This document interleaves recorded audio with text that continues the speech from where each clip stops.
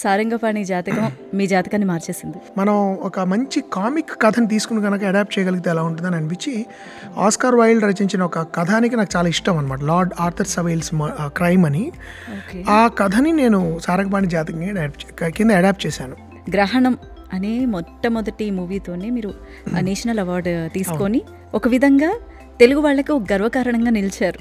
Collective viewing ఉండే సినిమాలు చూడడం మ్యాక్సిమం తీయడం నాకు ఇష్టం. సో మనం ప్లాన్ చేసుకునేటప్పుడు ఇది ఎవరి కోసం, ప్రధానంగా ఎవరి కోసం ఉద్దేశించాం ఈ సినిమా, మిగతా వాళ్ళందరూ బోనస్. మీరు ఎక్కువగా మధ్యతరగతి సినిమాల మీద ఫోకస్ పెడతారు అనుకుంటాను. అవునండి, ఎందుకంటే నేను ఆ జీవితం నుంచి వచ్చినవాడిని, నాకు ఆ జీవితం గురించి అవగాహన ఎక్కువ ఉంది.